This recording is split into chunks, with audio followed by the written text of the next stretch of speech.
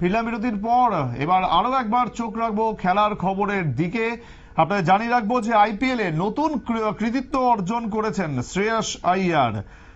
টানা 3বার অধিনায়ক হয়েছেন শ্রেয়াস আইয়ার এবং তৃতীয় ভারতীয় ক্রিকেটার হিসেবে এই নতুন নজির স্থাপন করেছেন ভারতীয় ব্যাটার। গোটা বিষয়টি নিয়ে জানবো, টেলিফোন লাইনে জুটছেন প্রতিনিধি বিপ্লব চন্দ্র। বিপ্লব, দেখো, শ্রেয়াস আইয়ার ভারতীয় দলের একজন নির্ভরযোগ্য ক্রিকেটার হিসেবে আমরা জানি। তবে এই নির্ভরযোগ্য ক্রিকেটার পাশাপাশি কিন্তু শ্রেয়াস আইয়ার একাধিক করেছেন। 2019 সাল থেকে তিনি তার ক্রিকেট কেরিয়ার শুরু এবং এই ক্রিকেট কেরিয়ারের ফাঁকে জাতীয় এবং আন্তর্জাতিক স্তরে যেরকম তিনি রেকর্ড করেছেন, তার পাশাপাশি কিন্তু আইপিএল ক্রিকেটও কিন্তু একই রকম তার রেকর্ড। এবং এই রেকর্ড হওয়ার কারণে কিন্তু ইতিমধ্যেই ভারতের 3 নম্বর এবং বিশ্বের 5 নম্বর ক্রিকেটার হিসেবে তিনি জায়গা করে নিলেন এবং তিনবার কিন্তু আইপিএল ক্রিকেটে কিন্তু তিনবার শ্রেয়াস আইয়ার অধিনায়কের দায়িত্ব পেলেন।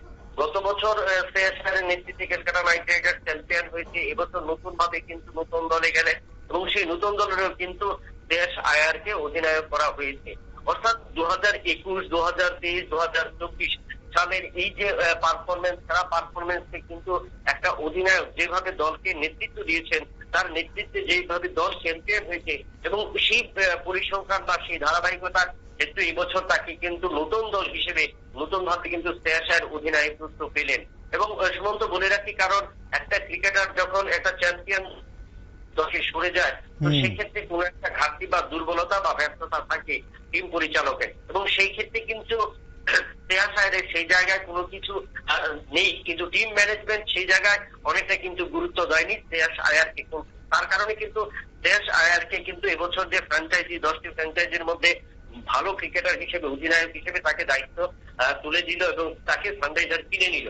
এবং তাতে আশা করা যায় আগামী দিনে এই শ্রেয়াস আইয়ার থেকে আইপিএল ক্রিকেটে ভালো কিছু প্রত্যাশা করা যায় বা বেশ কিছু ব্যাটিং পারফরমেন্স উপহার দিতে পারে। শুধু তাই নয়, নতুন দলের হিসেবে তার কাছে যে দায়িত্ব বর্তালো বা দায়িত্ব ব্যস্ত হলো বা যে দায়িত্ব তিনি গ্রহণ করলেন, তাতে তিনি যেমন উজ্জীবিত হবেন, তার পাশাপাশি আগামী দিনে তার দলের সহযোগী খেলোয়াড় বা সহযোদ্ধারাও কিন্তু আরো বেশি অনুপ্রাণিত হবেন।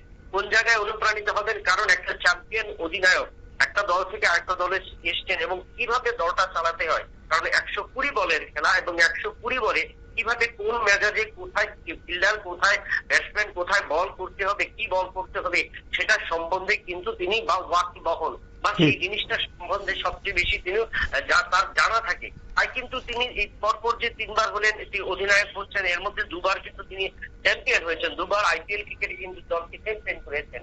অর্থাৎ তার সেই অভিজ্ঞতাটা যে 22 গজে যে তার নিখুঁত অভিজ্ঞতা, সেই অভিজ্ঞতাটা রয়েছে এবং তার কারণে বোঝা যায় যে এবারের আইপিএল ও শ্রেয়াস আইয়ার একটা নজর থাকবেন এবং সেই দলের উপরে যেই বর্তমান যে দল তাকে নিয়েছে সেই দলকে ক্ষেত্রেও তিনি অনেকটাই বেশি আত্মবিশ্বাসী হবেন, ক্রিকেটাররা আত্মবিশ্বাসী হবেন এবং একটা ভালো আইপিএল ক্রিকেটে আমরা একটা ভালো ক্রিকেট উপহার পাবো শ্রেয়াস আইয়ার থেকে, সেটা কিন্তু নির্দ্বিধায় বলা যায়।